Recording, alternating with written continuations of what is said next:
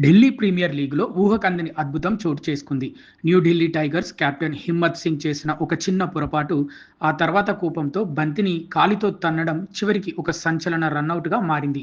ఆఖరి బంతికి విజయానికి ఒక్క పరుగు కావాల్సిన సమయంలో జరిగిన ఈ విచిత్ర ఘట్టం మ్యాచ్‌ను సూపర్ ఓవర్‌కు దారితీసింది. ఢిల్లీలోని అరుణ్ జైట్లీ స్టేడియం వేదికగా outer Delhi warriors, New Delhi tigers మధ్య జరిగిన మ్యాచ్ క్రికెట్ అభిమానులకు గూస్ బంప్స్ తెప్పించింది. వర్షం కారణంగా 15 ఓవర్లకు కుదించిన ఈ పోరులో ఔటర్ ఢిల్లీ వారియర్స్‌కు చివరి బంతికి గెలిచేందుకు ఒక్క పరుగు మాత్రమే అవసరమైంది. క్రీజ్‌లో ఉన్న బ్యాటర్ ప్రథమ్ సలూజా బాల్‌ను ముందుకు నెట్టి పరుగు కోసం పరిగెత్తాడు. నాన్ స్ట్రైకర్ ఎండ్ వద్ద ఫీల్డింగ్ చేస్తున్న న్యూఢిల్లీ టైగర్స్ కెప్టెన్ హిమ్మత్ సింగ్ వైపు బంతి వేగంగా వెళ్ళింది. అయితే హిమ్మత్ ఆ సులువైన బంతిని అందుకోవడంలో విఫలమయ్యాడు. రనౌట్ చేసే సువర్ణావకాశం చేజారిపోవడంతో జట్టు ఓటమి ఖాయమని భావించిన సహచర ఆటగాళ్లు తలలు పట్టుకున్నారు. చేతికి వచ్చిన విజయాన్ని చేజార్చుకున్నాననే తీవ్ర నిరాశ, ఆవేశంలో హిమ్మత్ సింగ్ బంతిని కాలితో బలంగా తన్నాడు.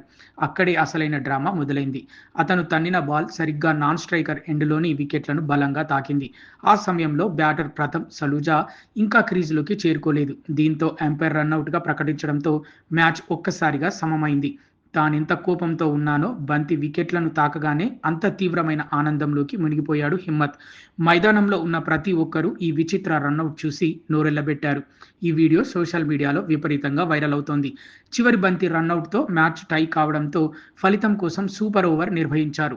నాటకీయ పరిణామాల మధ్య సూపర్ ఓవర్ వరకు వచ్చిన ఔటర్ ఢిల్లీ వారియర్స్ ఆ తర్వాత ఒత్తిడిని జయించి విజయాన్ని అందుకుంది.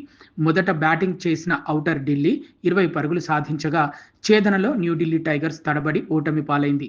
మ్యాచ్ ఫలితం ఔటర్ ఢిల్లీకి అనుకూలంగా వచ్చినప్పటికీ లీగ్ చరిత్రలోనే సరికొత్త అధ్యాయంగా మిగిలిపోయిన హిమ్మత్ సింగ్ విచిత్ర రనౌట్ గురించి మాత్రమే నెటిజన్లు, క్రికెట్ ప్రేమికులు విశేషంగా చర్చించుకుంటున్నారు. హిమ్మత్ సింగ్ ఐపీఎల్లో లక్నో సూపర్ జెయింట్స్ జట్టుకు ప్రాతినిధ్యం వహించిన సంగతి తెలిసిందే. మిచెల్ మార్ష్ స్థానంలో ఐపీఎల్లోకి వచ్చిన అతను సయ్యద్ ముస్తాక్ అలీ ట్రోఫీలోనూ మంచి ప్రతిభ కనబర్చాడు. జూలై 31 నుంచి ప్రారంభమైన ఈ Delhi premier league tourney August 30 వరకు కొనసాగనుంది.